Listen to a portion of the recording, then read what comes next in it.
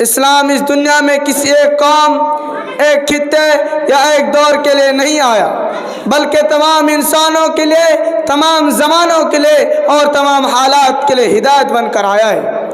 اسلام کا سب سے روشن درخشاں پہلو یہ ہے کہ اس نے انسان کو اس کے مذہب، رنگ، نسل اور زبان اور قوم سے پہلے انسان ہونے کی بنیاد پر عزت دی ہے۔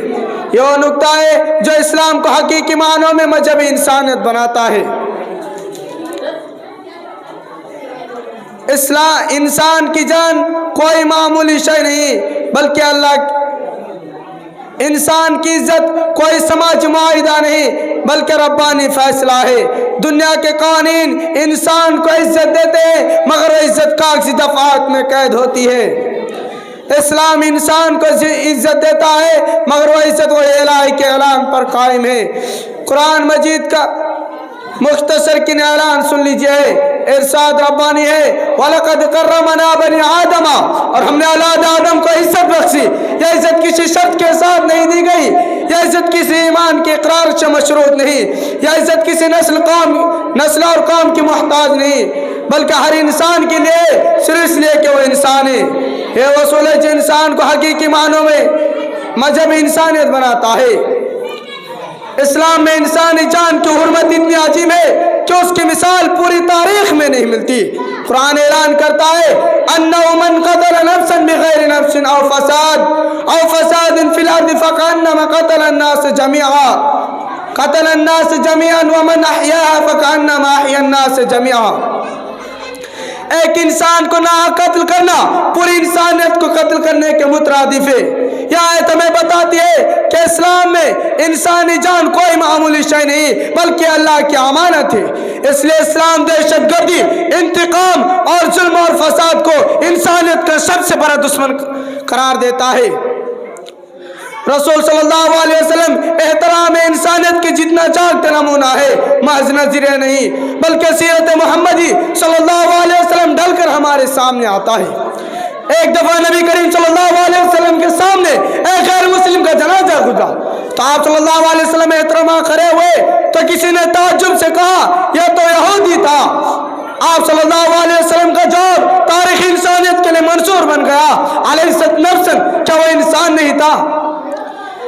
اسلام نے دنیا کو بتایا کہ انسان کی قدر اس کے قبیلے اور اس کے زبان اور اس کے رنگ، اس کی زبان اور اس کے قبیلے سے نہیں، بلکہ کردار اور تقوی سے ہے۔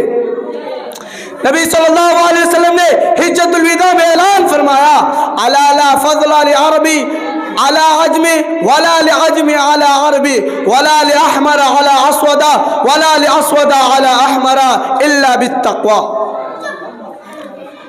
کسی گورے کو، کسی عربی کو عجمی پر، کسی گورے کو کالے پر کوئی فضیلت و برتری کا معیار صرف اور صرف تقوی ہے۔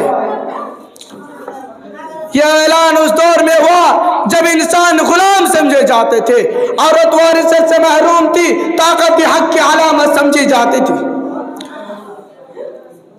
اسلام نے ہر انسان کو انسان کے برابر لا کھڑا کیا، اور صرف اتنا ہی نہیں بلکہ اسلام نے اپنے ماننے والوں کو سکھایا کہ اختلاف کے باوجود انصاف ترک نہ کرو۔ قرآن کہتا ہے، وَلَا يَجْرِمَنَّكُمْ شَنَآنُ قَوْمٍ عَلَىٰ أَلَّا تَعْدِلُوا۔ کسی قوم کی دشمنی تمہیں انصاف سے ہٹا دے۔ نبی کریم ایک حدیث میں رسول اکرم صلی اللہ علیہ وسلم نے فرمایا، جس نے کسی غیر مسلم شہری پر ظلم کیا، قیامت کے دن میں اس کے خلاف کھڑا ہوں گا۔ یہ وہ تعلیم ہے جہاں دنیا کے تمام انسانی حقوق کے منصوروں سے زیادہ طاقتور اور باوقار ہے۔ اور صرف یہی نہیں بلکہ اسلام نے عورت کو معاشرے کا بوجھ نہیں بلکہ رحمت سمجھا اور عزت دار اور ذمہ دار سمجھا۔ اسلام نے غلاموں کو آزادی کی راہ دکھائی، یتیموں کو تحفظ دیا، مسکینوں کو حقدار بنایا اور کمزوروں کو طاقتور کے ظلم سے بچایا۔ یہ سب اسلامی انسانیت کا عملی مظاہرے۔ آج کی دنیا کو اسلام تعلیمات کی سخت ضرورت ہے۔ آج کی دنیا انسانی حقوق کے نعرے تو لگاتی ہے، مگر انسان آج بھی بے عزت ہے، کمزور، آج بھی پامال ہے، طاقتور، آج بھی ظالم ہے۔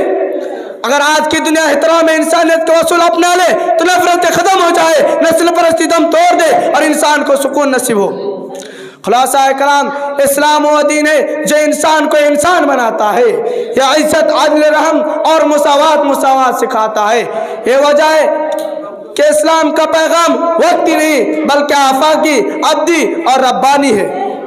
اب آخر میں دعا ہے کہ مولا تو ہمیں اسے اپنانے اور اسے عام کرنے کی توفیق عطا فرما، آمین۔ تقبل یا رب العالمین۔ السلام علیکم ورحمۃ اللہ۔